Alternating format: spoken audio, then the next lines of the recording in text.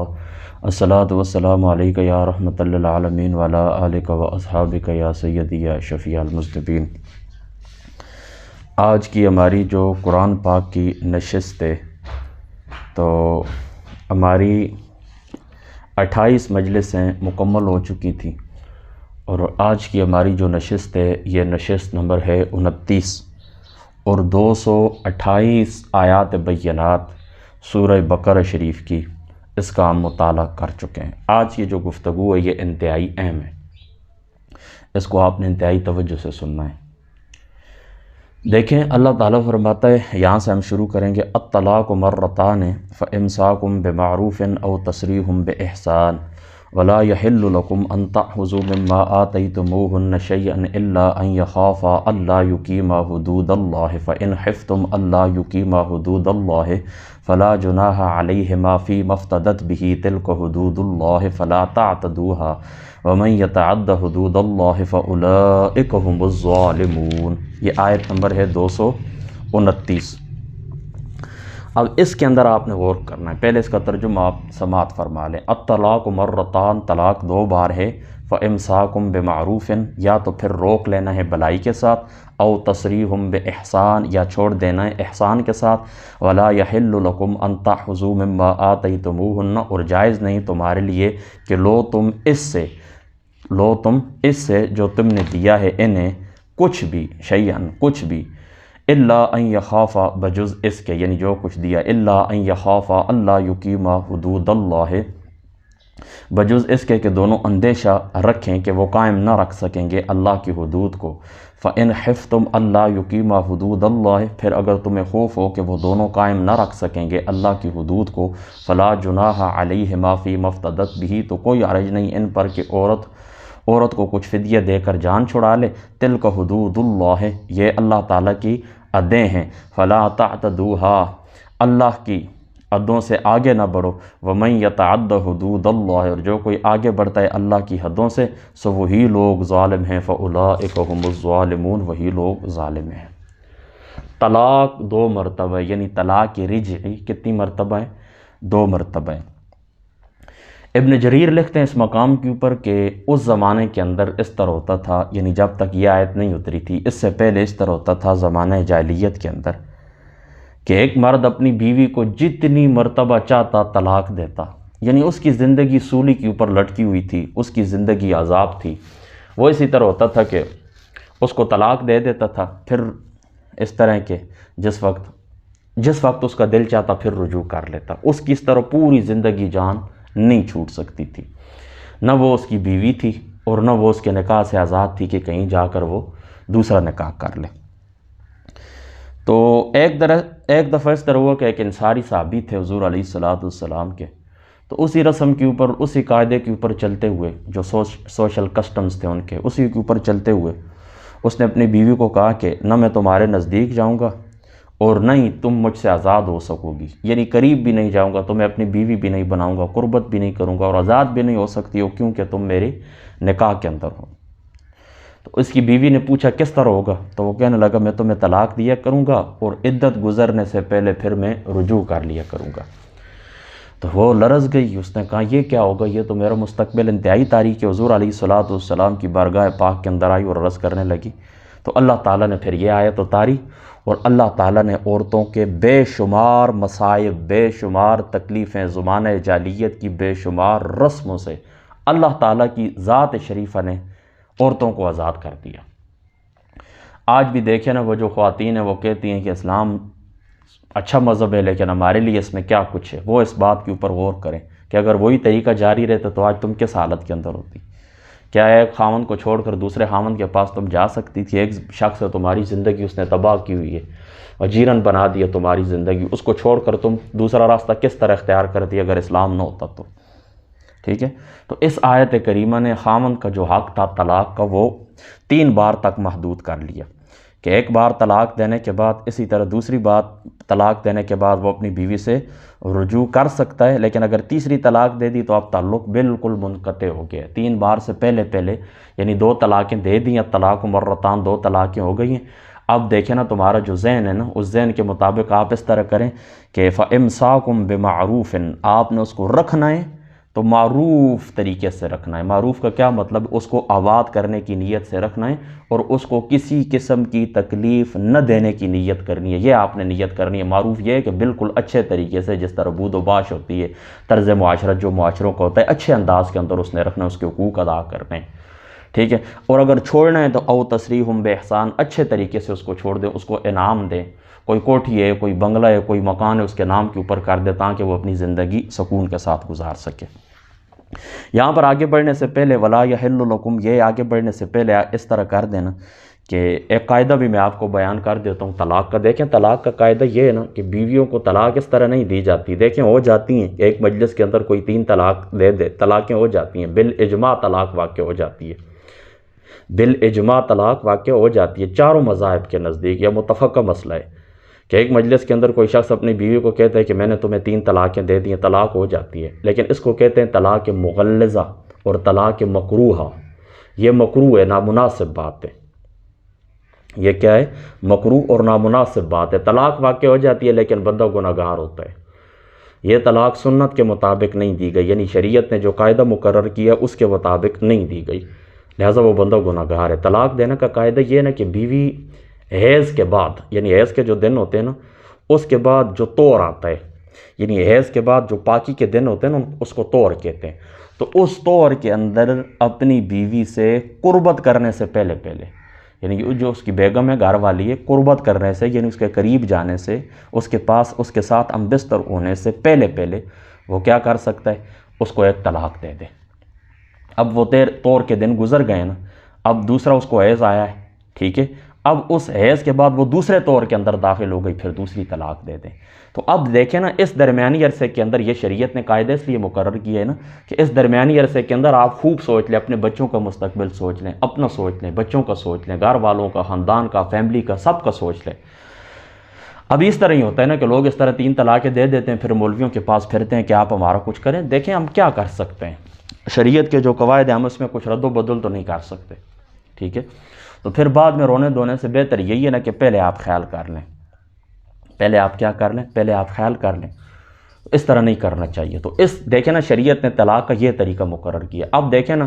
2 طور کے اندر آپ اس کو 2 طلاقیں دے دیں، اب تیسری اور آخری طلاق آپ کے پاس اختیار ہے، سوچ لیں، اچھے طریقے سے سوچ لیں۔ اگر سوچ لیا ہے آپ نے، آپ اس نتیجے کے اوپر پہنچے کہ نہیں یار اس بیوی کو میں رکھوں گا، اللہ تعالیٰ کی جو حدود ہے اور جو زندگی کا مقصد ہے وہ میں پورا نہیں کر سکوں گا، تو اچھے طریقے سے احسان کے ساتھ، جس طرح میں نے آپ کو بتایا کہ کچھ دے دوا کے اچھے طریقے سے،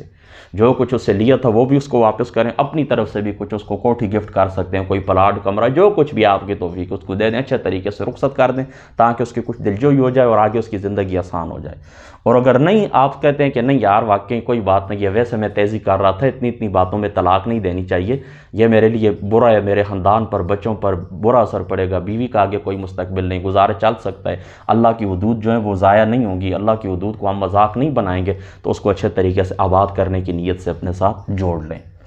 ٹھیک ہے۔ اب آپ سمجھ گئے نا۔ اب ایک دوسری صورت ہے جو میں نے آگے آیت کریمہ پڑھی نا، اس آیت کریمہ کا جو حصہ ہے، اور یہاں سے دیکھیں نا، یہ اسلام کا قانون ہے، یہ کس کا قانون ہے؟ اسلام کا قانون ہے۔ دوسری طرف عرب کا قانون بھی سامنے رکھیں، زمانہ جاہلیت کا، اور ہندوؤں کا قانون بھی سامنے رکھیں، اور یہود اور نصارہ کی شریعت کا قانون بھی سامنے رکھیں کہ جو ایک بار نکاح کے اندر جکڑ جاتی ہے۔ ہے شیعوں نے بھی طلاق کے لیے مشکل شرائط رکھی ہیں، طلاق بیوی کو چھوڑنے کے لیے، بہرحال چلو پھر وہ ہمارا یہاں پر موضوع نہیں ہے۔ تو وہاں پر بہرحال یہود و نصارہ و ہندو وہ ایک دفعہ نکاح کی زنجیر کے اندر آ جاتی ہے، اب پوری زندگی جان نہیں چھوٹ سکتی، کتنے ہی برے حالات کیوں نہ آ جائیں، کتنے ہی طوفان، آندیاں اور مصیبتوں کے چکھڑ کیوں نہ چلیں، اب جان نہیں چھوٹ سکتی، ٹھیک ہے۔ لیکن اسلام کا یہ قانون دیکھیں، اسلام کا یہی میانہ روی اور معتدل قانون ہے کہ جس قانون کا نہ اگلے قانون مقابلہ کر سکتے ہیں، نہ موجودہ زمانے کے اور نہ بعد میں آنے والے قوانین اسلام کے قوانین کا اس اعتدال کا مقابلہ کر سکیں گے، ٹھیک ہے۔ اب اس طرح ہے نا کہ یہ بھی یاد رکھیں کہ اللہ تعالیٰ کی ذات اقدس نے طلاق کا جو حق دیا یہ مرد کو دیا ہے، عورتوں کو نہیں دیا، کیونکہ وہ جلد باز ہوتی ہیں۔ اگر عورتوں کو طلاق آنکھ دیا جاتا تو روزانہ 10 طلاقیں ہو جاتی ہیں، ہزاروں کے حساب سے ہوتی ہیں۔ لیکن یہ لڑکا جو ہوتا ہے مدبر ہوتا ہے، سوچ سمجھ والا ہوتا ہے، لہٰذا یہ اس کو سوچ سمجھ کے اختیار کرتا ہے۔ اور اگر کوئی اس طرح نہ کرے تو عورتوں سے بھی غیب گزرا اور جاہل اولئک کالانعام بل ہم اضل۔ اب دیکھیں اگلے ایک بات آپ سمجھیں، مرد کی طرف سے اگر ظلم ہوتا ہے نا، لڑکی نہیں رہنا چاہتی اس کے ساتھ، کسی بھی وجوہ کی کوئی بھی وجہ ہے، کچھ وجوہات بھی ہیں، لڑکی اپنے خاوند کے ساتھ نہیں رہنا چاہتی،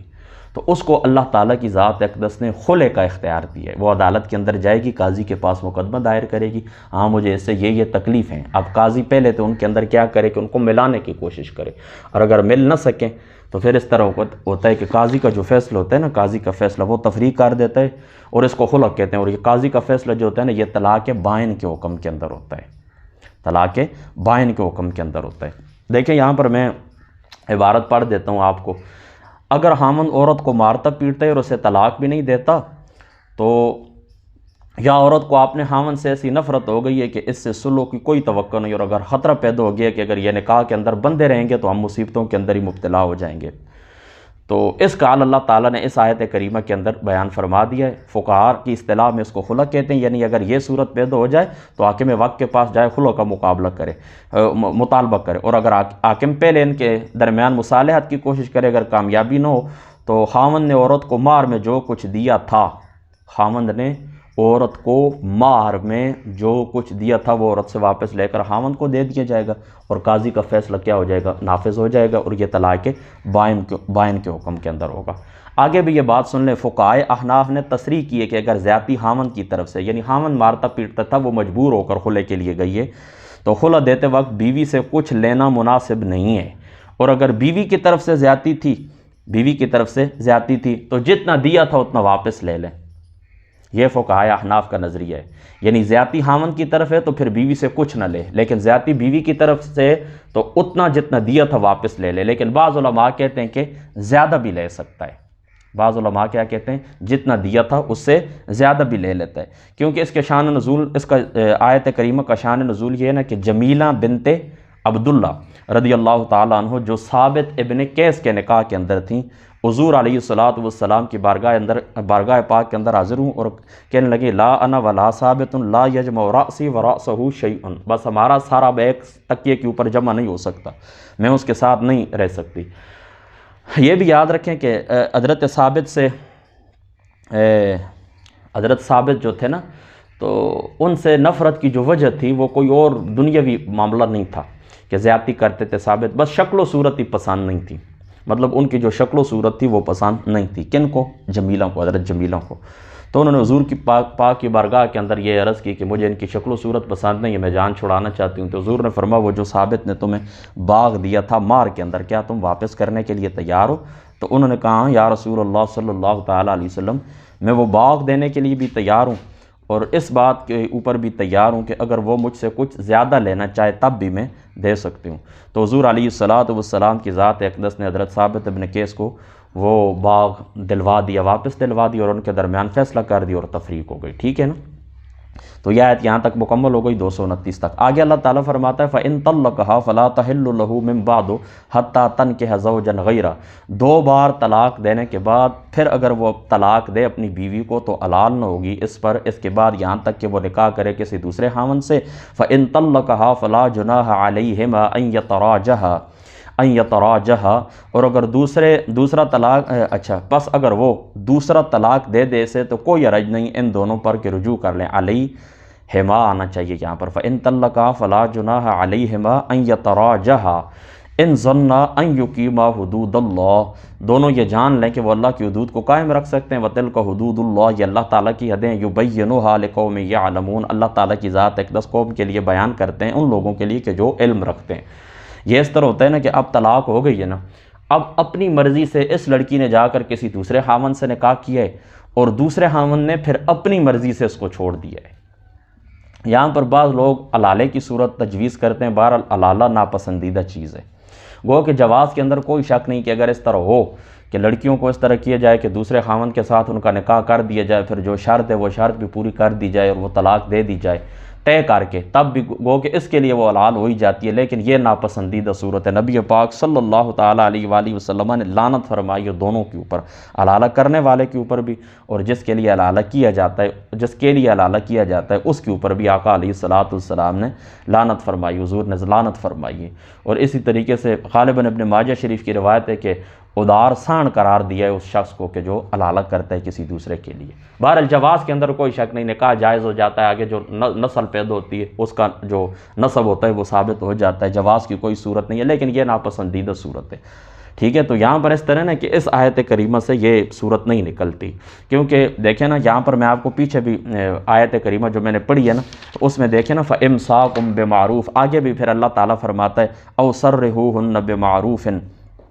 یعنی چھوڑنا ہے تب بھی انہیں بھلائی کے ساتھ چھوڑو، رکھنا ہے آباد کرنا ہے تو بھلائی کے ساتھ، یعنی آبادی کی نیت سے اور ان کے حقوق ادا کرتے ہوئے اس نیت کے ساتھ ان سے نکاح کیا جائے۔ یعنی چھوڑنا دیکھیں نا ضرر دینا ہوتا ہے نا، کسی کو چھوڑنا طلاق دینے کی نیت سے نکاح کرنا ضرر دینا ہوتا ہے، تو آگے اللہ تعالیٰ کی ذات اقدس نے صاف منع فرما دیا کہ ضرر دینے کی نیت سے تم نکاح نہ کرو، لہٰذا یہ صورت ناپسندیدہ ہے شریعت کے اندر جس کو آپ حلالہ کہتے ہیں، ٹھیک ہے۔ وَتِلْكَ حُدُودُ اللَّهِ يُبَيِّنُهَا لِقَوْمٍ يَعْلَمُونَ وَإِذَا طَلَّقْتُمُ النِّسَاءَ فَبَلَغْنَ أَجَلَهُنَّ، ہاں یہ بات میں آپ کو بتا دوں نا کہ اگر اپنی مرضی سے اس نے طلاق دے دی، دوسرے خاوند سے طلاق ہو گئی، اب یہ دوبارہ جمع ہونا چاہتے ہیں اور ان کو معلوم ہے کہ پہلے کی طرح نہیں، اب ہمیں ایک دوسرے کا وہ احساس ہو گیا ہے کہ زیادتی میری طرف سے تھی، فلاں کی طرف سے تھی، اب اس طرح نہیں ہوگا، ہم اکٹھے رہیں گے، پیار محبت سے رہیں گے، تو ٹھیک ہے کوئی بات بھی نہیں، دوبارہ نکاح کر لیں۔ وَإِذَا طَلَّقْتُمُ النِّسَاءَ، اور جب تم طلاق دے دو عورتوں کو، فَبَلَغْنَ أَجَلَهُنَّ، اور وہ پوری کر لے اپنی عدت، فَأَمْسِكُوهُنَّ بِمَعْرُوفٍ، پس یا تو روک لو انہیں بھلائی کے ساتھ، أَوْ سَرِّحُوهُنَّ بِمَعْرُوفٍ، یا چھوڑ دو انہیں بھلائی کے ساتھ، وَلَا تَمْسِكُوهُنَّ ضِرَارًا لِتَعْتَدُوا، اور نہ تکلیف دینے کی غرض سے، اور نہ روکو انہیں تکلیف دینے کی غرض سے تاکہ زیادتی کرو، ضِرَارًا لِتَعْتَدُوا، تاکہ زیادتی کرو، وَمَن يَفْعَلْ ذَلِكَ فَقَدْ ظَلَمَ نَفْسَهُ، اور جو کوئی کرے گا اس طرح تو وہ ظلم کرے گا اپنی ہی جان پر، اور نہ اپنی ہی جان پر، وَلَا تَتَّخِذُوا آيَاتِ اللَّهِ هُزُوًا، اور نہ بنا لو اللہ کی آیتوں کو مذاق، وَاذْكُرُوا نِعْمَتَ اللَّهِ عَلَيْكُمْ، اور یاد کرو اللہ کی نعمت کو جو تم پر ہے، وَمَا أَنزَلَ عَلَيْكُمْ مِنَ الْكِتَابِ وَالْحِكْمَةِ، اور یاد کرو جو اس نے نازل فرما تم پر قرآن اور حکمت، یعظکم بہ، کس مقصد کے لیے؟ تاکہ وہ تمہیں نصیحت کرے، واتقوا اللہ، اللہ سے ڈرتے رہو، وَاعْلَمُوا أَنَّ اللَّهَ بِكُلِّ شَيْءٍ عَلِيمٌ، اور خوب جان لو کہ اللہ تعالیٰ کی ذات مقدس ہر چیز کو خوب جاننے والے، علم رکھنے والے، ٹھیک ہے سمجھ آ گئی؟ اس میں اس طرح ہے نا کہ یہاں پر جو طلاق ہے نا اس سے مراد وَإِذَا طَلَّقْتُمُ النِّسَاءَ، یہاں طلاق سے مراد طلاق رجعی ہے، یعنی طلاق جس کے اندر رجوع ہو سکتا ہے، یعنی ایک طلاق تھی، دو طلاق تھیں، تین نہیں تھیں، تو رجوع والی جو طلاق ہے نا، یعنی طلاق مغلظہ، تین طلاقیں اکٹھی نہیں ہے، رجوع والی طلاق ہے، تو پھر اس طرح ہے نا کہ اس کے بعد جس وقت وہ اپنی عدت پوری کر لینا، پھر ان کو روکنا چاہو تو اچھے طریقے سے اس نے سلوک کے ساتھ گھر بسانے کی نیت سے ان کو آباد کر لیں، اگر رجوع کا ارادہ نہیں ہے تو پھر عمدگی کے ساتھ ان کو چھوڑ دیں، جو صورت بھی اختیار کرو، اس کے اندر نیک نیتی ملحوظ ہو، عورت کو ضرر دینا اور اسے تنگ کرنا یہ ہرگز مقصود نہیں ہے، ٹھیک ہے۔ یہاں پر پھر اللہ تعالیٰ کی ذات اقدس نے دیکھیں نا گھریلو زندگی کی اہمیت کے پیش نظر اللہ تعالیٰ نے ان قوانین کو غلط استعمال کرنے سے منع فرما دیا کہ یہ اللہ تعالیٰ کی حدیں، لہٰذا ان حدوں کو تم نے ضائع نہیں کرنا، ان حدوں کو تم نے مذاق نہیں اڑانا۔ دیکھیں پہلے اللہ تعالیٰ کی ذات اقدس نے سختی فرمائی ہے، یعنی سرزنش کی ہے، پھر اس کے بعد اللہ تعالیٰ نے انتہائی شفقت کے ساتھ اور محبت کے ساتھ یہ فرمایا ہے کہ دیکھیں قرآن ایسی کتاب ہے جو تمہیں اللہ تعالیٰ کی ذات پاک نے عطا فرمائی ہے، تمہیں اس نعمت عظمیٰ کا شکریہ ادا کرنا چاہیے، اور تم اس کا شکر گزاری کا حق کیسے ادا کر سکتے ہو؟ اسی طرح ادا کر سکتے ہو کہ جو نعمت اللہ نے تمہیں دی ہے، جو قوانین اللہ نے تمہیں دی، ان قوانین کا احترام کرو، ان قوانین کے اوپر عمل کرو۔ اگر آپ ان قوانین کے اوپر عمل نہیں کریں گے تو جو کتاب اللہ تعالیٰ نے تمہاری نصیحت کے لیے نازل کی ہے تم اس کی ناشکری کرنے والے ہو، لہذا اللہ تعالیٰ کی حدود کا خیال رکھنا ہے تم لوگوں نے، ٹھیک ہے۔ تو یہاں پر یہ بات بھی ثابت ہوتی ہے کہ کسی شخص کی تربیت کے لیے کیا کرنا چاہیے، دونوں طریقے درست ہیں، انہیں ڈانٹنا بھی چاہیے، یعنی ترغیب بھی اور ترغیب بھی، انہیں رغبت دلانا بھی، انہیں ڈانٹنا بھی چاہیے، ترغیب بھی، خوف بھی دلانا چاہیے، اور انہیں رغبت دلانی چاہیے، یعنی خوشخبریاں بھی ان کو سنانی چاہیے، یعنی پیار اور محبت کے ساتھ بھی اور ڈانٹ ڈپٹ کے ساتھ بھی، دونوں طرح سے انسان کی تربیت جو آپ کی رعیت کے اندر ہے ان سے آپ کو کرنی چاہیے، اور ہوتی ہے اسی طرح ہی ہوتی ہے، یہی قاعدہ قانون ہے۔ اللہ تعالیٰ کی ذات اقدس عمل کی توفیق عطا فرما، واخر دعوانا۔